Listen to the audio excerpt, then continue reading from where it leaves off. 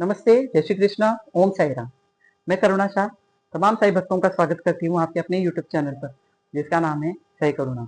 उम्मीद रखती हूँ आप सब स्वस्थ होंगे, मस्त होंगे और बाबा की रहमतों से तंदुरुस्त भी होंगे।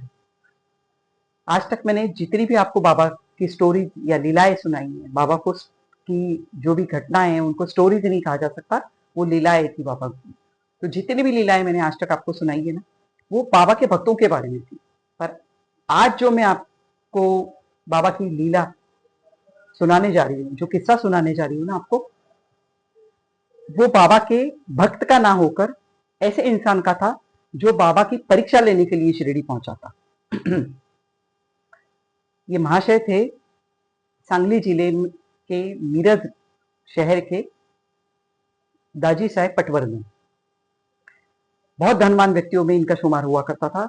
बहुत बड़ी खेती, कई एकड़ों में फैली हुई खेती इनके पास में थी और एक बहुत बड़े बाड़े के अंदर, एक बहुत बड़े बंगलों के अंदर, भव्य बंगलों के अंदर इनका वास्तव्य था। ये रहा करते थे।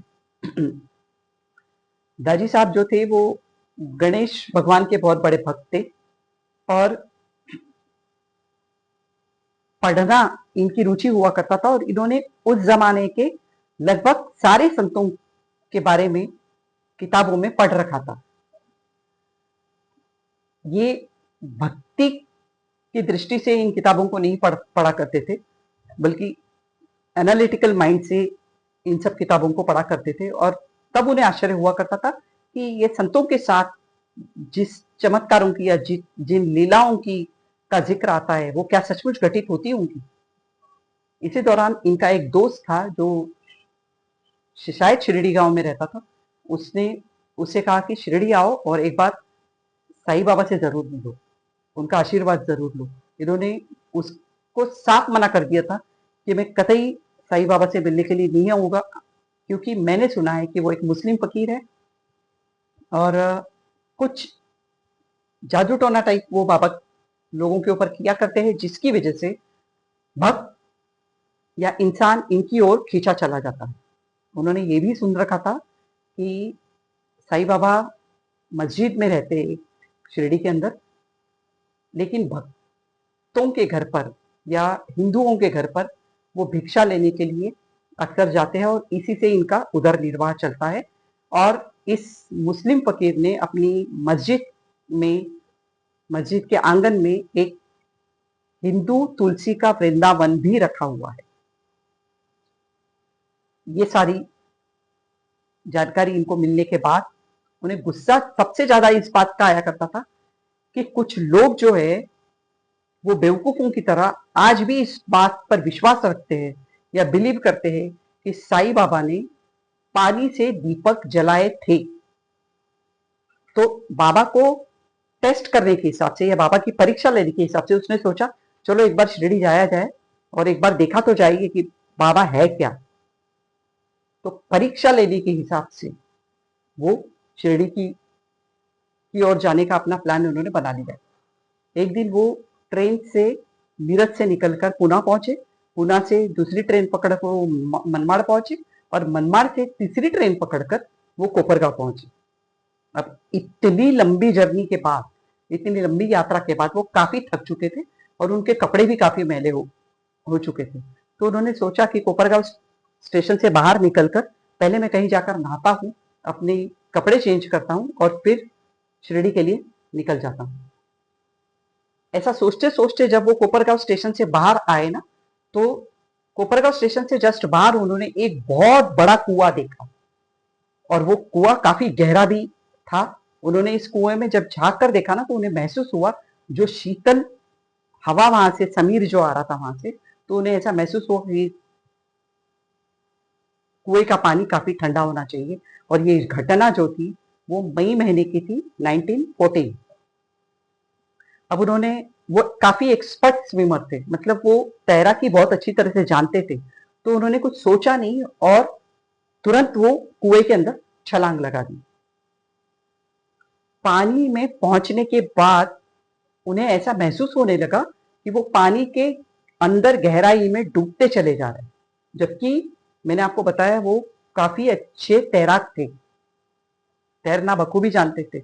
पर उन्हें महसूस हुआ कि मैं पानी में नीचे नीचे नीचे नीचे डूबता चला जा रहा हूँ। और इस चीज से वो डर गए कि अब कुछ ही देर में, कुछ ही समय में मेरी जान शायद जाएगी, मैं शायद जिंदा नहीं बचूं। अब इस कुएं के आसपास जो लोग उस वक्त थे जिन्होंने इसको कूदते हुए देखा था पानी के अंदर, उन्होंने बोल भी दिया कि ये ब्राह्मण कुएं के अंदर कूद तो पड़ा है और इसने इस तरह से अपनी जान ही गंवा दी है। कुछ रहस्य उस कुएं के अंदर हो सकता है जिससे ये डूबते चले जा रहे हैं। डूबते वक्त उन्हें तुरंत साईं बाबा का ख्याल आया और उन्होंने मन ही मन बाबा से प्रार्थना की कि बाबा, मैं आपकी परीक्षा लेने के लिए बहुत दूर से यहाँ आया था, पर आपने मुझे एक बहुत अच्छी सीख इस वक्त दे दी है। पर आप तो मुझसे बिना मिले ही मुझे स्वर्ग भेजने जा रहे हो। अभी मेरी हाल ही में शादी हुई है और मेरे अभी तक बच्चे भी नहीं हुए हैं, और इस मेरे मरने से मेरी जवान धर्मपत्नी जो है वो विधवा हो जाएगी बाबा, तो कम से कम उसके ही बारे में सोच लो और मेरी जान बचा लो बस। और आज अगर आप मेरी जान बचा लेते हो, डूबने से मुझे बचा लेते हो, तो मैं बाबा जिंदगी भर आपकी भक्ति पूर्वक पूजा करूंगा। बस इतना प्रे उन्होंने किया और तुरंत उनको ऐसा महसूस हुआ कि उनके पैर के नीचे एक बहुत बड़ा पत्थर आ चुका है और उस पत्थर के ऊपर वो खड़े हो चुके थे और इस तरह से वो गहरे पानी में डूबने से बच चुके थे। धीरे धीरे साइड वॉल्स जो थी कुएं की, उसका सहारा लेते लेते वो पुराने जो कुएं हुए करते थे ना, वो बड़े बड़े पत्थरों के हुआ करते थे, तो उसको पकड़ते पकड़ते पकड़ते जिस जैसे तैसे वो ऊपर की ओर बढ़ने लगे। फिर आजू बाजू में जो लोग कुएं के इकट्ठा हो चुके थे उन लोगों ने भी इनकी हेल्प की और दाजी साहब को उस कुएं से बाहर निकाला। कुएं से बाहर आते ही उन्होंने साईं बाबा को याद किया, उनको थैंक्स कहा अपनी जिंदगी बचाने के लिए, और वो एक टांगा किराए का लेकर शिरडी के लिए निकल पड़े। शिरडी पहुंचने के बाद जैसे ही वो द्वारका माई के अंदर एंटर हो रहे थे, तो साईं बाबा ने तुरंत उनको आवाज देते हुए पूछा, हे ब्राह्मण, अब तो तुम्हें यकीन आ गया ना, अब तो तुम्हें विश्वास हो गया ना मुझ पर। इतना ही उन्होंने सुना था कि वो तुरंत द्वारका माई की सीढ़ियां चढ़कर बाबा के पास गए और बाबा के चरणों में गिर पड़े और उन्होंने बाबा से माफी भी मांगी अपनी सोच के लिए और धन्यवाद भी किया कि आज मेरी जान बाबा आपके बदौलत बच गई, वरना शायद मैं उस पानी में डूबकर मर चुका होता।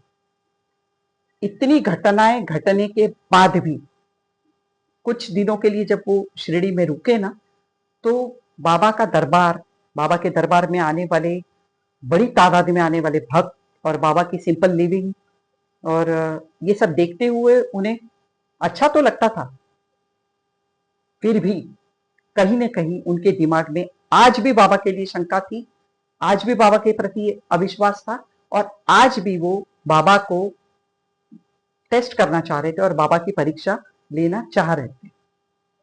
और ये स्केप्टिसिज्म जब बाबा के ध्यान में आया ना उनका, तो बाबा ने उनसे कहा कि कुछ दिनों के लिए तुम शिरडी रुको, अभी वापस मत जाओ।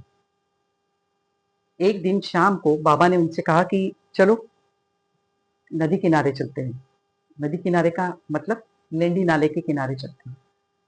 वहां जाकर बाबा ने सबसे पहले पानी में अपने हाथ धोए और वहां दिए रखकर पानी डाला उन दियों में और वो सारे के सारे दीपक बाबा ने जला दिए।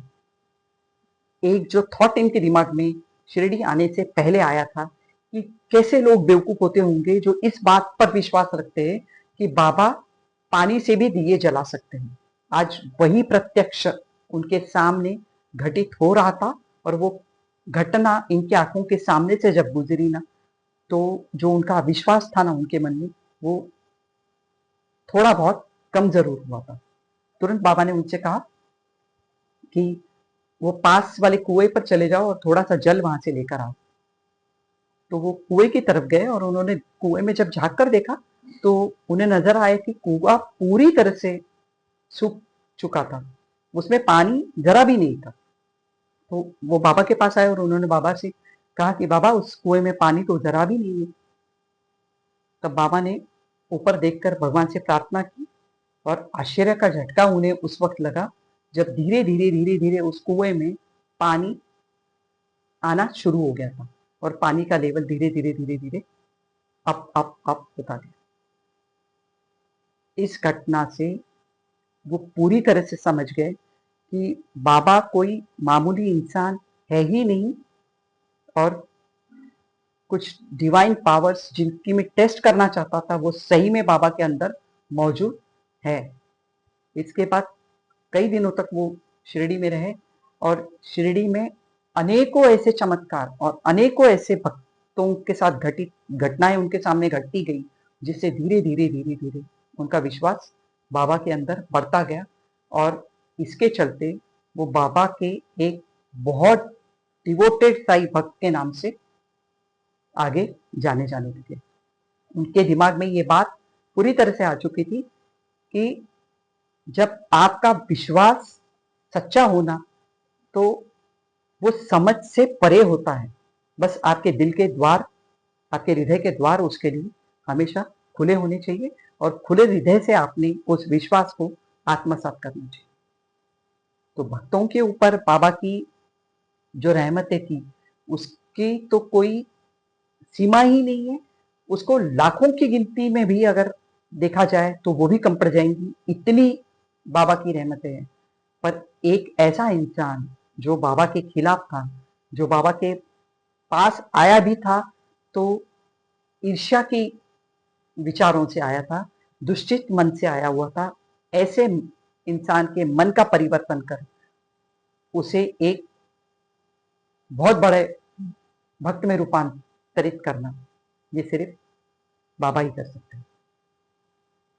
कैसा लगा आपको ये वीडियो? ये कमेंट्स द्वारा ज़रूर बताते जाइएगा, क्योंकि आपके कमेंट्स जो है ना वो मोटिवेशन का काम करते हैं।